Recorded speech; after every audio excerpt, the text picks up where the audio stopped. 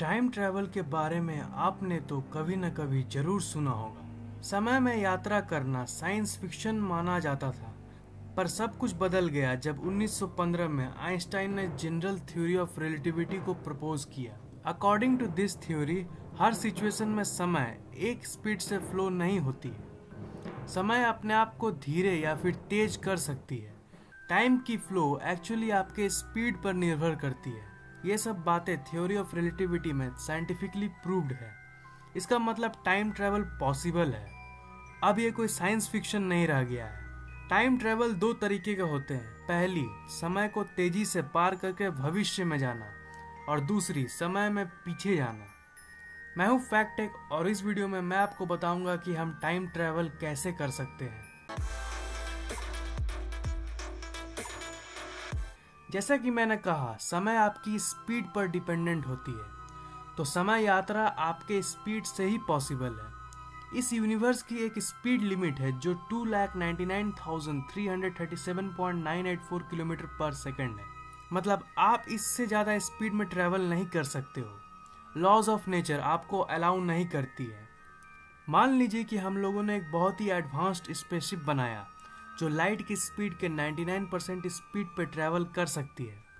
वो spaceship speed limit को तो नहीं तोड़ सकती, पर मान लीजिए कि वो स्पीड लिमिट के बहुत ही क्लोज पहुंच गई है, तो जानते हैं आप क्या होगा?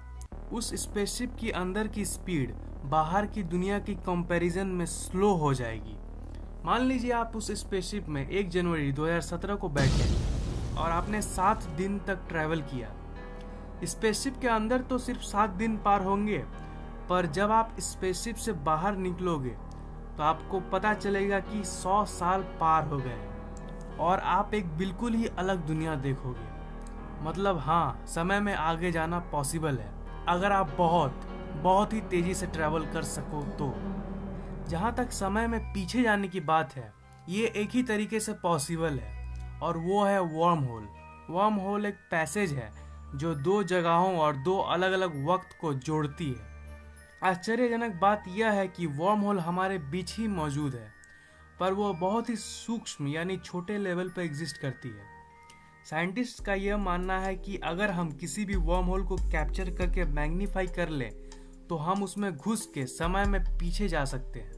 आज की टेक्नोलॉजी में ना उतनी रफ्तार वाली स्पेसशिप बनाना पॉसिबल है और ना ही वर्म होल को कैप्चर करने वाली मशीन बनाना पॉसिबल है, पर हम ये उम्मीद कर सकते हैं कि फ्यूचर में बेहतर टेक्नोलॉजी की मदद से हम ये सब पॉसिबल कर पाएं।